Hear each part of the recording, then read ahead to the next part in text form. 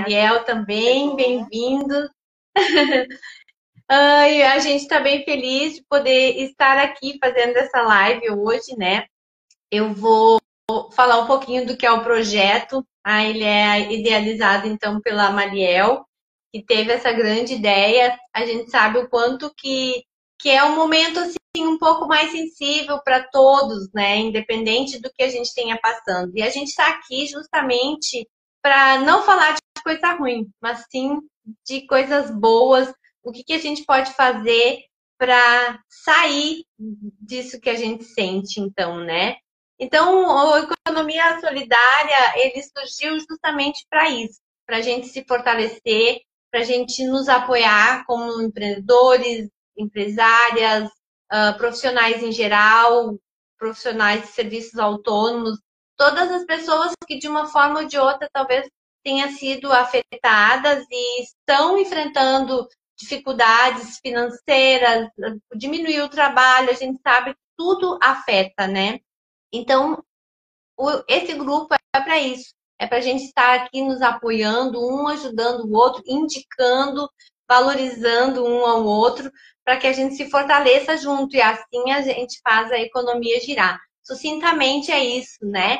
Então, a nossa missão é fomentar realmente esse grupo de apoio para que todos evoluam. Então, já desde agora, né, você que estiver assistindo aqui no ao vivo ou se vai assistir depois no replay, já convida, segue aqui o nosso perfil, é do RS, então não importa o lugar, a cidade onde você esteja, venha fazer parte aqui desse grupo que a gente só tem a crescer e a ganhar, se apoiando uns aos outros, né?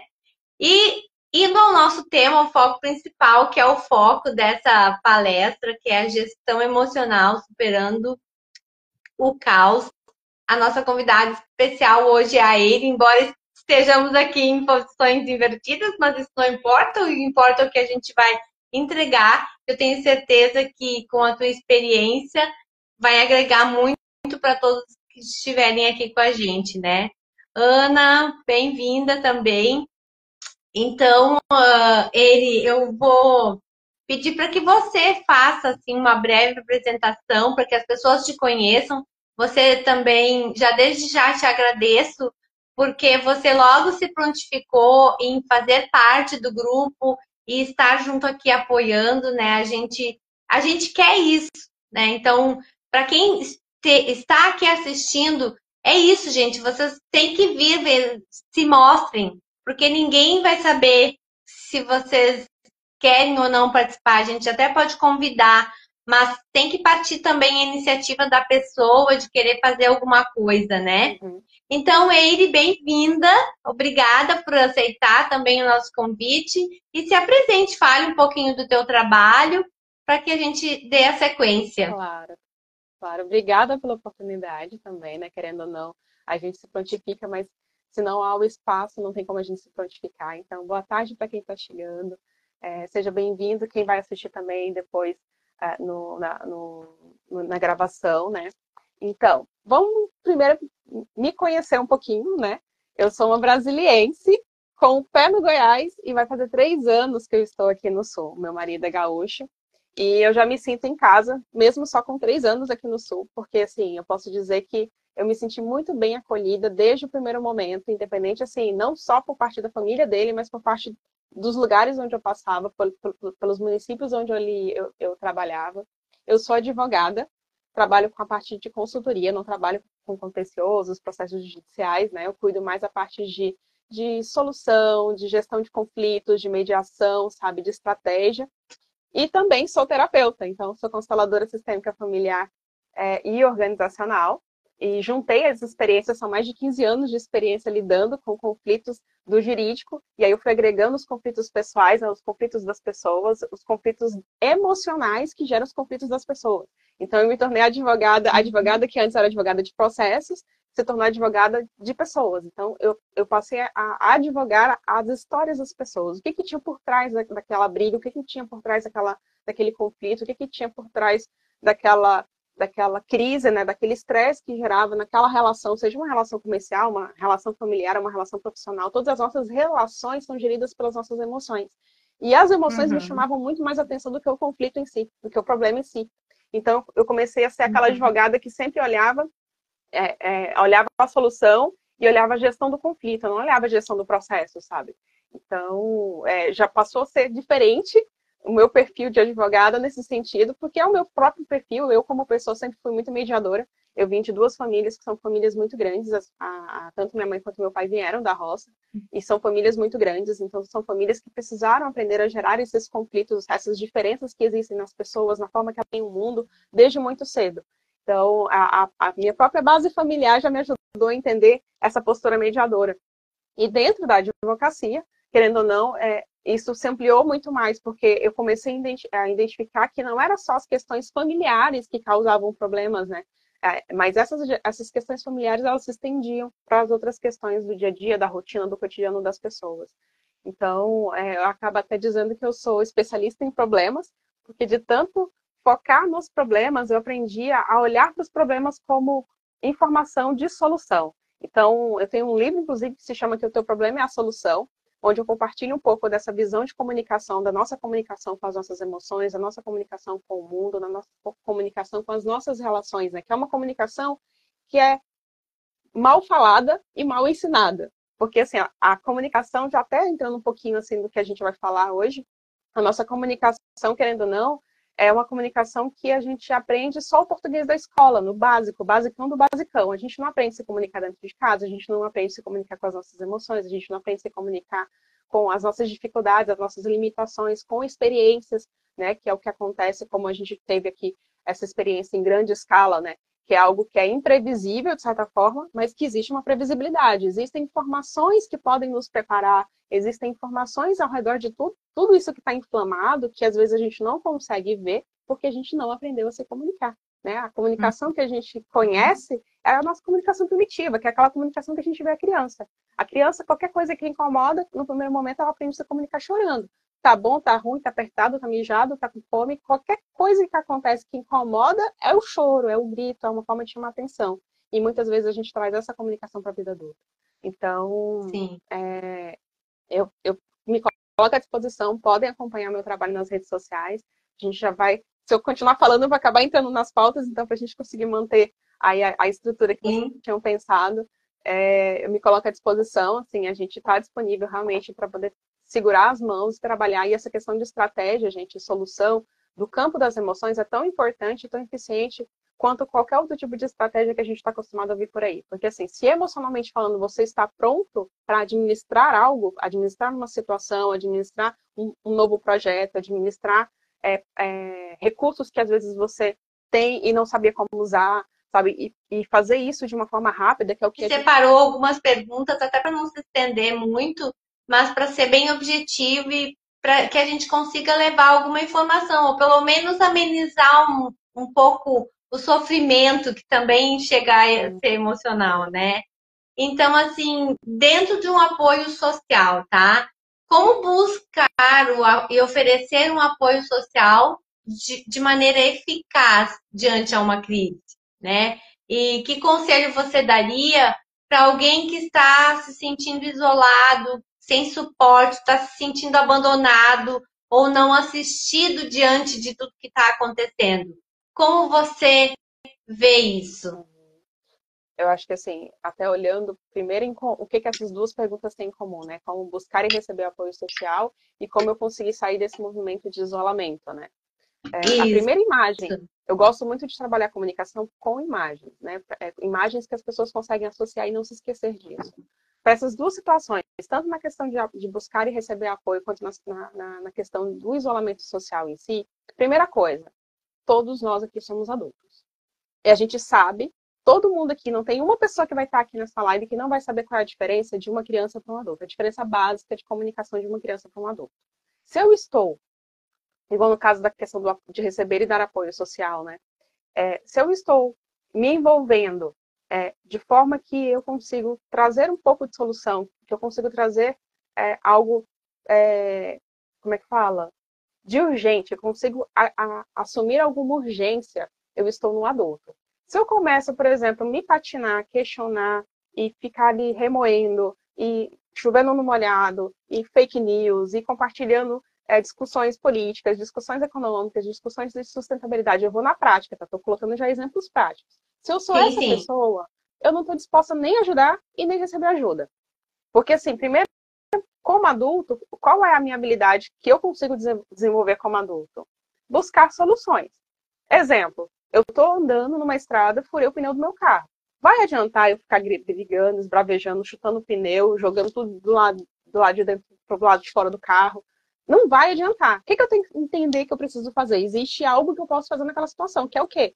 Eu sair de dentro do carro, verificar o que aconteceu, checar se o meu step está funcionando, checar se eu tenho um telefone para pedir uma ajuda, se eu consigo ver alguém na rua, eu consigo perceber informações de solução para aquele problema como adulto. Agora, se eu volto para minha comunicação primitiva e vou pro estresse emocional, se eu vou ali para o anseio emocional de atenção, porque geralmente as pessoas que vão para esse lado são pessoas que são carentes de atenção, e isso existe um histórico de experiência familiar dessa pessoa que gera isso. Muitas vezes não é nem, como é que fala? Não é nem intencional, é algo espontâneo, que foi gerado na cabeça daquela pessoa como algo natural. Não, naturalmente eu ajo assim porque foi assim que eu fiz a vida inteira. E aí ela começa a gerar aquele padrão de comportamento que no momento desses, em que a gente precisa de soluções ágeis, gera tumulto. No momento como esse, acaba gerando uma demora em resultados, uma deficiência, né, de colaboração também, porque quem está ajudando de forma efetiva acaba tendo essa ajuda atrapalhada por esse perfil de pessoa, por esse perfil de público. E quando a gente vai lá para a questão do isolamento social, da mesma forma, são pessoas, geralmente quem se isola socialmente são pessoas que já têm questões emocionais que não foram digeridas, né? E quando eu digo questões emocionais, são experiências que foram se acumulando ao longo da vida, e no momento de crise, no momento de tragédia, a primeira postura dessa pessoa é se isolar, porque ela acha que se isolando ela está se protegendo, porque de alguma forma ela precisou se isolar em outras situações e experiências também.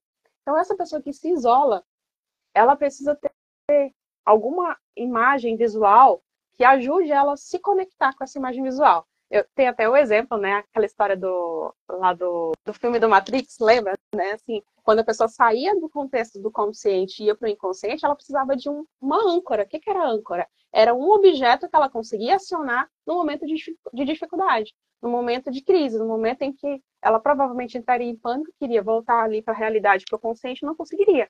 Então, assim, para essas pessoas que hoje estão em isolamento, que na verdade, depois que a gente teve a internet, é até meio difícil a gente dizer que consegue se isolar totalmente, né? Porque a internet, ela permite que a gente tenha essa conexão. Só que também, se ela não está bem emocionalmente falando, qual é o tipo de conexão que ela vai buscar? Aquela da crise, que é os fake news, é as discussões, é tudo aquilo que, tipo, tira ela do contexto de resolução, que coloca ela em fuga de resolução, é o que ela vai buscar. Só que ela precisa de resolução, ela precisa de solução, ela precisa resolver o problema que ela está vivenciando. Como ela tem a tendência de fugir disso, se ela tem uma imagem, algo que ela consegue visualizar e materializar, para ela lembrar onde ela está, para ela lembrar quem ela é, para ela lembrar que é possível se movimentar de alguma forma, isso já ajuda. Então, assim, a imagem de alguém, uma música, sabe, um filme, um desenho, um texto, escreve um texto, sabe? Tipo, num dia que tá bem, escreve um texto, para aquele dia que você não estiver bem, aquele texto tá lá na tua carteira, aquele texto tá aqui uma foto no teu WhatsApp, e tu conseguir retomar isso como forma de você se ancorar de forma consciente numa postura de adulto. Tudo isso que eu tô falando aqui é coisa de adulto, eu não tô falando nada de criança aqui. E aí a nossa maior dificuldade é exatamente essa. Porque, assim, quando a gente está ali até a fase da adolescência, a gente entende que a gente é dependente dos adultos, a visão de mundo que a gente tem é dessa dependência. E quando a gente se torna adulto, vamos considerar que a maioridade, que é os 18 anos, quando a gente se torna adulto, a gente entra numa crise eterna, que é o quê? A criança que está dentro, que a gente sabe que ela existiu, que a gente sabe o que ela vivenciou, e o adulto que está aqui de cara para o mundo, tendo que resolver, meter a cara e fazer o que tem que fazer. E se a gente não lidar com esse conflito, que vai existir o conflito, por quê? Porque vai ter horas que não vai ter como mais eu ser a criança. E vai ter momentos em que eu vou ser obrigada a me lembrar daquilo, né, que a criança pode me alimentar, como a criatividade, a coragem, sabe? Aquela questão de se divertir, né? De trazer à tona a sua essência. Vai ter informações da minha criança que vão ser úteis no meu dia a dia? Vão. Só que eu vou precisar olhar para essa criança como adulto. É como se eu fosse a minha mãe e fosse o meu pai. Vai ter coisas que eu vou fazer como adulta que eu sei que se a minha filha fizesse, eu não iria tolerar. Eu iria me posicionar.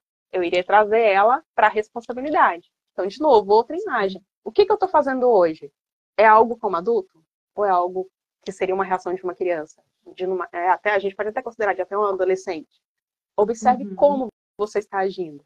Pegue aquilo que você está fazendo, aquilo que você está pensando e classifique isso. Isso é algo que uma criança faria ou isso é algo que um adulto faria? E não adianta, depois que a gente entra na vida adulta, não tem ninguém para socorrer a gente antes que a gente aprenda a se socorrer. A pessoa pode entregar tudo, como a gente está vendo, inclusive, na realidade, né, de alguns abrigos. Né? As pessoas estão recebendo tudo, e aí elas pensam assim, pô, minha casa não tá debaixo d'água, eu não tenho mais nada para fazer. Tá, mas e por que não começa a ajudar, se organizar ali dentro, já que sabe que ali dentro vai ter um tempo maior, né, de estadia dentro daquele abrigo, por exemplo.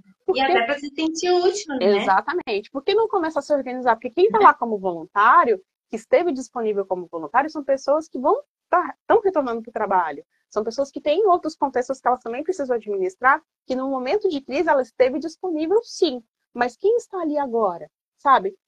Eu sei fazer, sei lá, um crochê. Dá um curso ali, produz ali dentro, sabe? Produz algo de crochê para poder vender fora, para arrecadar um dinheiro, sabe?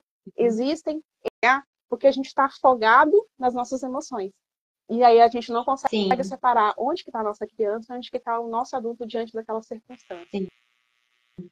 E sem contar que, por exemplo, assim, o exemplo que tu falou aqui dos voluntários, né? Eles têm jornada dupla, porque eles estão lá e eles também têm os outros compromissos. E eles precisam ainda ter essa questão da gestão emocional muito maior, porque eles têm que resolver a vida deles, está andando igual.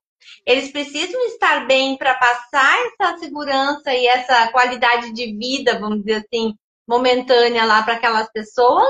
E quem está dando esse suporte para eles, né? Então, isso que é gestão de emoção. E aí, a sobrecarga emocional também, não só com quem foi atingido, mas por quem se voluntariou, né? Também mexe com as emoções. Outra coisa que tu falou, da questão dos conflitos, né? Então, a pessoa ali olhando para quem foi atingido diretamente da água. O conflito dela hoje, o problema dela hoje é a sua casa estar de volta limpa para ela poder voltar. Só que antes disso, ela tinha conta para pagar, ela pode ser que tinha um problema com o filho na escola. E aí, esses problemas que existiam antes da enchente sumiram, eles não existem mais.